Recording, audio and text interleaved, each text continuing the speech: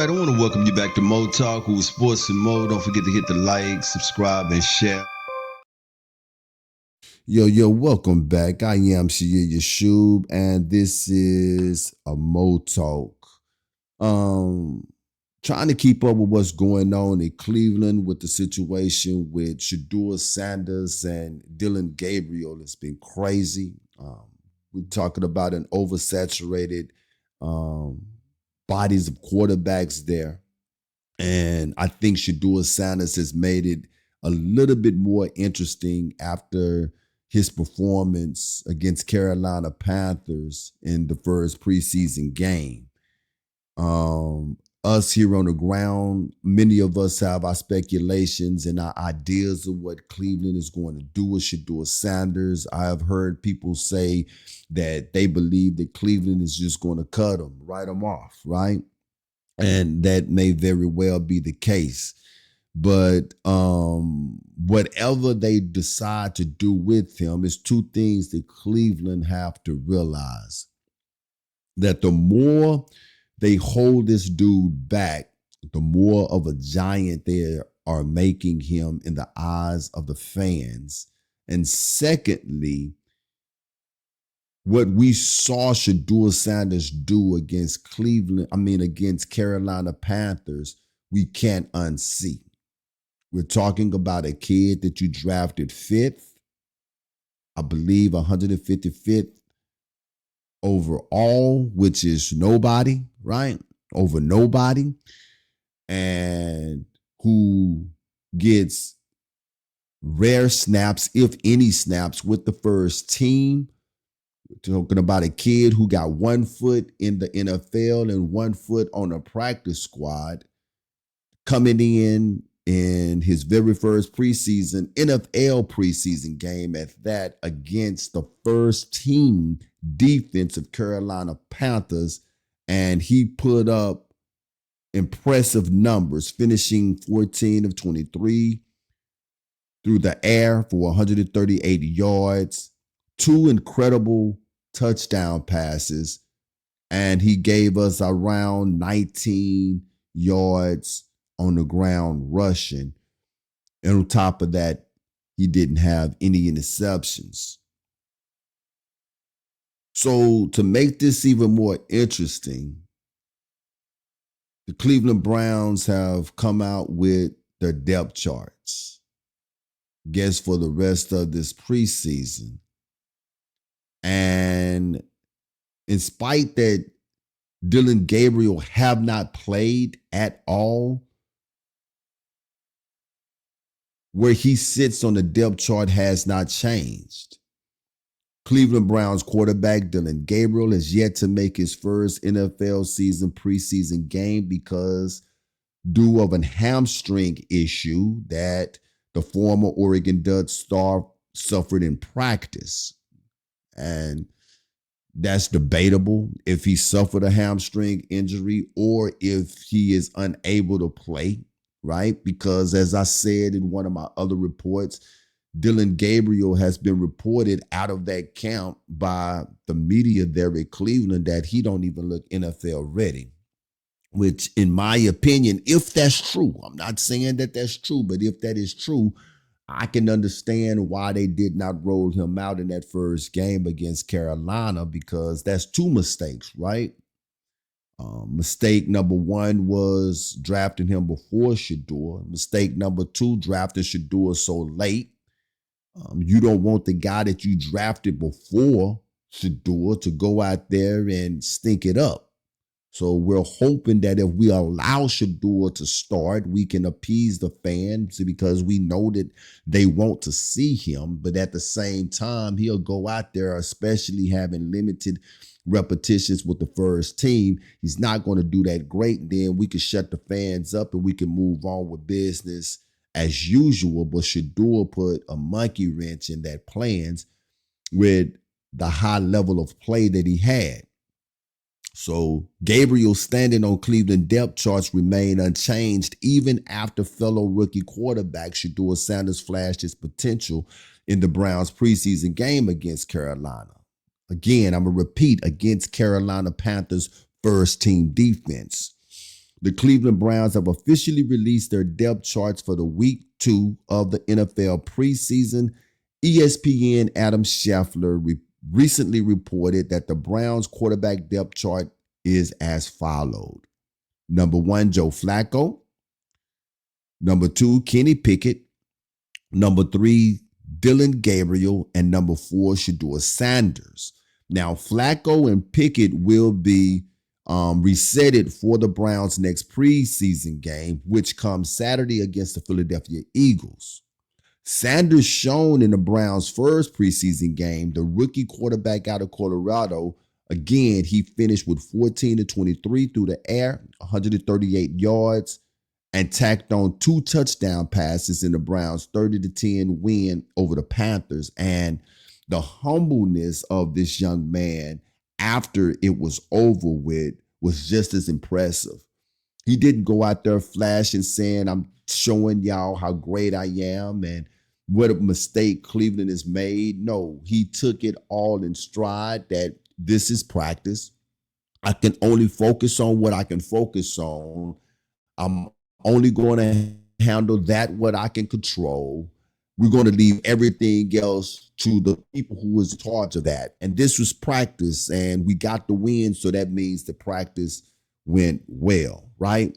But to make things a little bit more interesting in Cleveland, right? Deshaun Watson may declare himself healthy enough to play this season.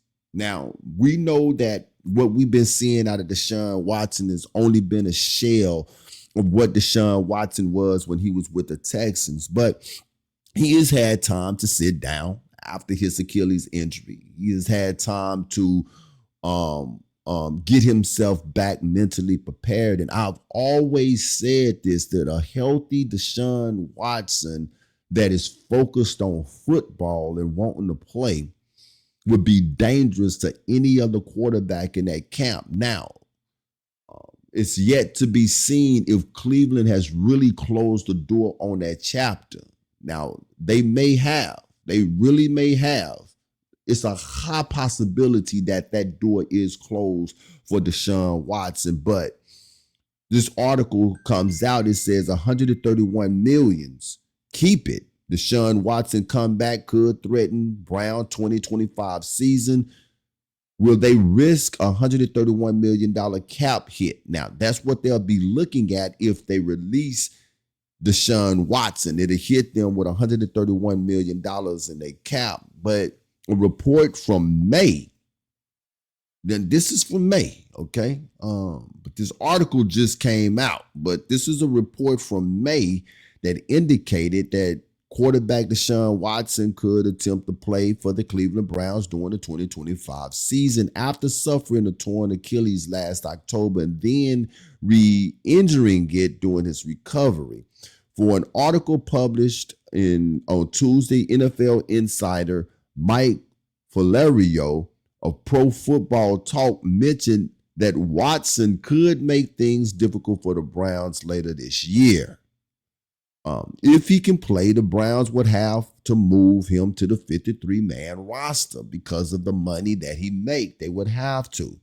Or release him. These are the only 2 options that they have if this dude say that he can play. Valerio wrote about Watson that could prompt the Browns to disagree with Watson even if sets the stage for a formal grievance. This will set the stage for a grievance, right? With Watson saying that he's healthy enough to play, the Browns saying that he's not, the stakes are high for the Browns if they opt not to put him on the roster. Releasing him would set the stage for a devastating 2026 cap charge of $131 million. That's a lot of money, people. So yeah, this is what's happening in Cleveland. I tell you, I think I made this comment the last video I did on Cleveland with. You can truly understand why Cleveland has always been in the dog cellar as far as wins and losses. Very seldom, if ever, make the playoffs. This is a poorly ran organization, and they are continuing to run it like a high school I believe that there are some high school organizations that run their organization better than what Cleveland does. But let's finish this where we started it with Shedeur Sanders' talk. Regardless of what Cleveland Brown do with Shedeur, if they decide to keep him, move him up in the depth chart, allow him to continue to grow and succeed with that organization, or release him, it don't matter. Shedeur Sanders is going to have a long, successful career in the NFL.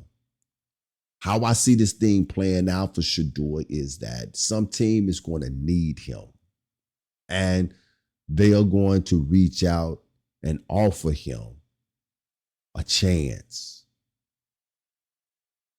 There is going to be a rebel owner or a rebel GM, if not both, that is going to buck the system because they realize that they're just a quarterback away from making the playoffs, a quarterback away from being a contender.